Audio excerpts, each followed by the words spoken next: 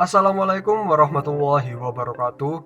Perkenalkan, nama saya Muhammad Syarfatur Firqa Hidayat dari Prodi 1 Teknik Informatika Offering B. Pada kesempatan kali ini, saya akan menjelaskan tentang korupsi dan upaya pemberantasannya dalam pandangan Islam. Pertama, kita bahas mengenai pengertian korupsi. Kata korupsi berasal dari bahasa Latin corrumpere, corruptio, corruptus, yang dalam bahasa Inggris kata tersebut diserap menjadi corruption dari kata kerja korup yang berarti jahat, rusak, dan curang. Kata korupsi yang dipakai dalam bahasa Indonesia merupakan serapan dari bahasa Belanda corruptie yang berarti curang dan jahat.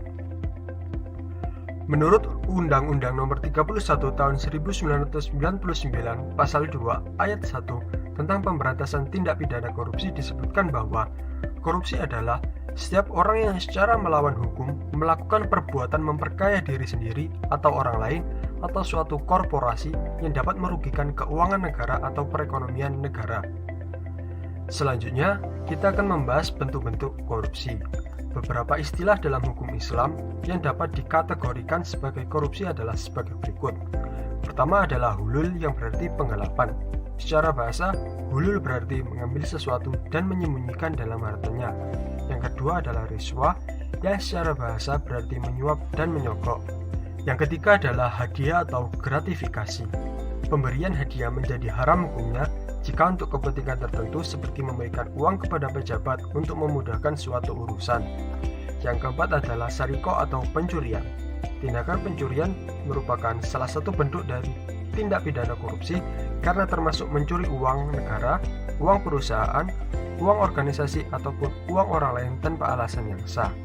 Yang kelima adalah khianah atau perbuatan tidak jujur, melanggar janji, melanggar sumpah, atau melanggar kesepakatan. Setelah mengetahui macam-macam tindak korupsi dalam Islam, kita akan membahas mengenai hukum-hukum korupsi dalam Islam.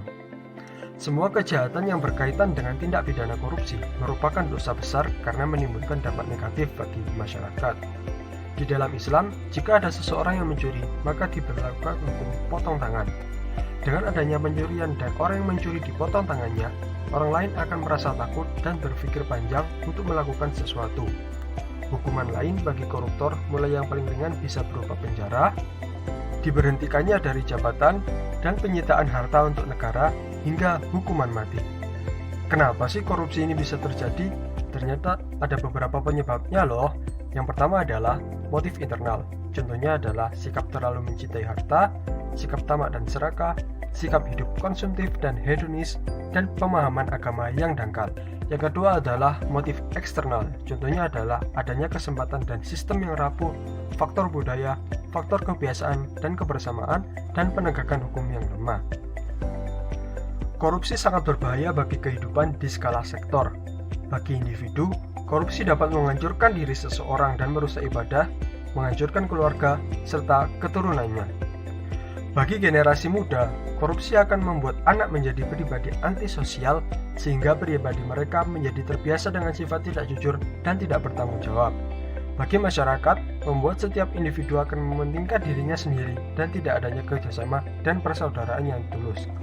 Bagi sistem politik, masyarakat tidak akan lagi percaya terhadap pemerintah, sehingga mereka tidak akan patuh dan tunduk kepada pemimpin mereka.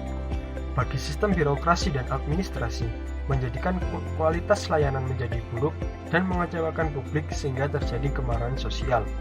Bagi sistem perekonomian, membuat investasi modal dalam negeri maupun luar negeri berkurang dan pertumbuhan ekonomi menjadi rendah. Dengan mengetahui akan bahaya korupsi, kita perlu melakukan upaya untuk menumbuhkan budaya anti korupsi. Yang pertama bisa kita lakukan adalah melestarikan budaya anti mencontek, plagiasi, dan titip absen. Jika budaya ini dilestarikan, maka akan melatih untuk budaya anti korupsi.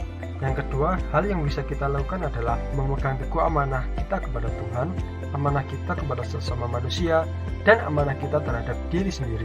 Oleh karena itu, kita sebagai manusia seharusnya mengutamakan kewajiban kita terlebih dahulu daripada menuntut hak kita. Sekian dari saya. Apabila ada salah kata dan ada kata yang kurang berkenan, saya mohon maaf. Terima kasih. Wassalamualaikum warahmatullahi wabarakatuh.